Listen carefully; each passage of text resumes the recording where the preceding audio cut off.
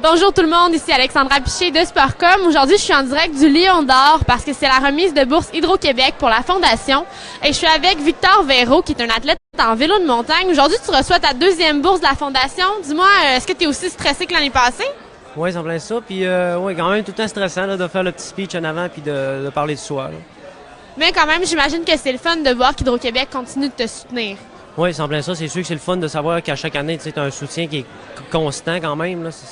C'est appuyant. Là. Parle-moi un peu de ton sport. Tu fais du vélo de montagne. Comment ça a commencé ça pour toi? Ouais, je fais du vélo de montagne. Ça a commencé, j'étais tout petit. Puis je me promenais dans la rue en vélo. Puis il y a un de mes voisins que lui, il avait déjà commencé à essayer ça. Puis il m'a dit, viens donc l'essayer. Puis on a commencé ça. Puis là, on a fait des courses régionales. Puis après ça, on a monté québécois, canadien. Puis là, de plus en plus. Et là, t'es rendu à quel niveau, toi? Ben, je fais canadien international. Là, pas mal tous les niveaux, là, ouais. Donc, t'as eu la chance de porter le maillot Canada, là. Oui, en 2015, j'ai été champion canadien cadet. J'imagine que c'est quand même une grosse étape à passer. Oui, ben c'est sûr que ça nous ouvre des portes. Là. Ben, dans mon sport, ça ouvre des portes.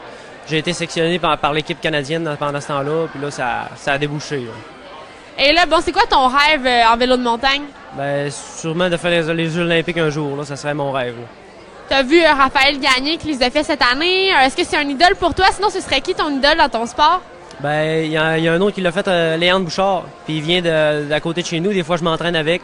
Fait que c'est probablement lui mon idole. Là, et, je suis tout le temps avec, je suis capable de voir comment il est fort, puis c'est le fun de le côtoyer. Là. Est-ce qu'il t'a donné des conseils? Ce serait quoi le meilleur conseil qu'il t'a donné?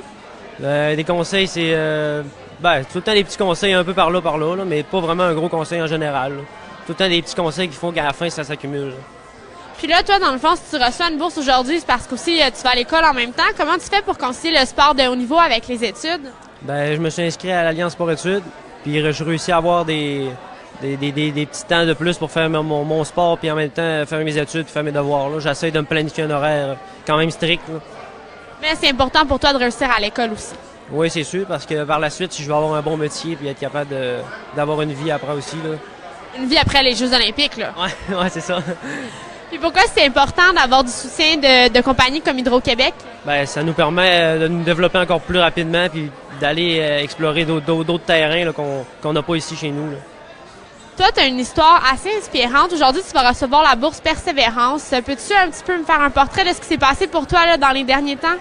Ben, en mars dernier, je me préparais à partir pour un voyage en Victoria pour une course.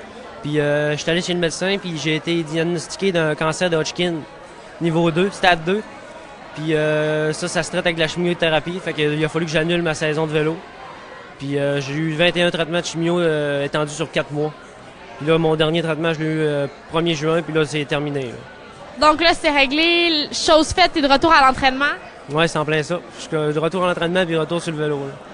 J'imagine que ça a été quand même des mois difficiles à passer. Comment t'as fait pour passer au travers? Ben, ma famille, mes amis, c'est sûr qu'il y a des bouts là, que c'était assez tough. Là. Mais on pense à d'autres choses, puis on n'a pas le choix de passer par là. Ça allait arriver, fait qu'il faut passer à travers. Là. Comment t'as réagi quand t'as su que c'était fini en juin? Ben, un coup de poing en face. Là. À la fin, ça, c'est sûr que j'étais content. Là. Je pouvais pas être plus heureux que ça. C'est la meilleure nouvelle que j'avais eue. Là. Puis j'étais content de refaire du vélo. Là. Ça m'avait manqué beaucoup. Là. Te souviens-tu de la première fois que tu as rembarqué sur un vélo là, après tes traitements? Ouais, là, j'étais pas en forme pantoute. Là. Je n'avais perdu quand même pas mal. Là, puis j'avais pris du poids pendant les traitements. Mais c'était vraiment un beau moment. J'étais allé avec mon frère là, se promener chez nous. Là. Donc ton frère, il fait du vélo avec toi? Oui, c'est en plein ça. On peut s'entraîner ensemble puis se challenger. Là. Ben, écoute, félicitations pour ta bourse. Puis moi, je te souhaite bonne chance dans l'atteinte de tes objectifs. On espère te voir aux Jeux olympiques un jour. Merci beaucoup. Bonne remise.